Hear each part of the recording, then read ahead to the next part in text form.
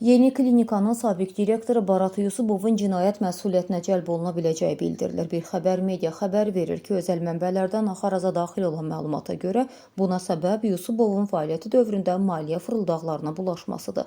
İddialara görə hər şey təbibə yeni icraçı direktor təyin edilən Anar Bayramovun qurumun sağlamlaşdırılması üçün dərhal başlatdığı şəffaflaşma prosesi ilə üzə çıxıb.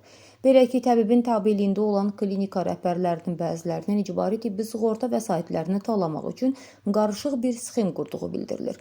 Qanunvericiliyə görə tibbi sığorta ilə xəstələr təbibin balansında olan xəstəxanalarda müalicə edilməlidir.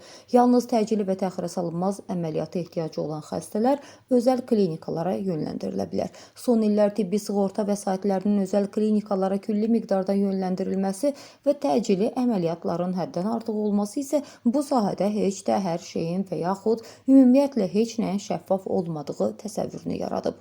Anar Bayramovun təbib rəhbərliyinə gəlişi ilə bütün klinikalarda yoxlamalara start verilib və bu araşdırmaların epicentrinə düşən klinikaların başında isə yeni klinika gəlir. Çünki bu klinika birbaşa dövlət rəhbərliyinin iradəsi ilə qısa müddətli istifadəyə verilən ən müasir avadanlıqlarla təmin edilmiş və xəstə qəbulu və müalicəsi imkanları böyük olan səhiyyə ocağıdır. Məlumata görə araşdırma zamanı yeni klinikaya müraciət edənlər arasında çoxsaylı təcili əməliyyat ehtiyacı olan üzə çıxıb və maraqlıdır ki, onlar yalnız 2 klinikaya yönləndiriliblər: Yasamal Hospital və EG Hospital.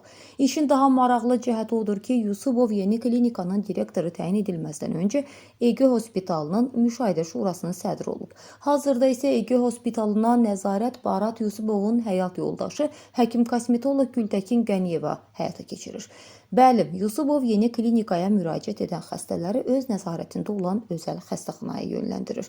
Yusubov Yasamal Hospitalı ilə də eyni əməkdaşlıq edir. Hazırda Yasamal Hospitalında da ciddi yoxlamaların aparıldığı bildirilir. Qeyd edək ki, məsələ yalnız bununla yekunlaşmır. Özəl klinikalara yönləndirilən xəstələrin tibbi sığorta ilə müalicəsi zamanı onlardan bütün analizlərin götürülməsi təmin edilir. Yəni, xəstədən xəstəliyi üzrə deyil, tam şəkildə kompleks analizlər alınır. Xəstə bu prosesdən tam razı qalır, çünki ondan heç bir təmənna güdmədən sırf dövlət hesabına bütün analizlər götürülür. Əslində isə onun xəstəliyi ilə bağlı 1-2 analiz doğrudan da laboratoriyaya verilir və cavab alınır. Qalan bütün analiz nəticələri saxtalaşdırılır, istənilən rəqəmlər yalandan yazılır. Başqa sözlə, onlarla analizin laboratoriyaya verildiyi bildirilir, əvəzində cəmi 1-2 doğru dürüst laborator müayinə aparılır, qalanları isə yeyilir. Bütün bunlar isə külli miqdarda vəsaitin icbari tibbi sığortadan uğurlanması və talan edilməsi mənimsənilməsidir. Nəzərə alın ki, söhbət ortada bir neçə 100 milyon, hətta milyardlarla ölçülən vəsaitin dövr etməsindən gedir və bu həddən artıq böyük prosesdir.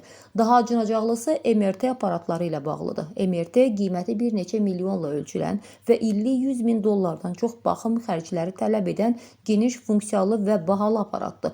Necə olur ki, bu aparat Azərbaycanda az qala bütün dövlət və özəl klinikalarda peyda olur? Bu böyük şəbəkədə kimlər var? Bu barədə araşdırmalar davam edir.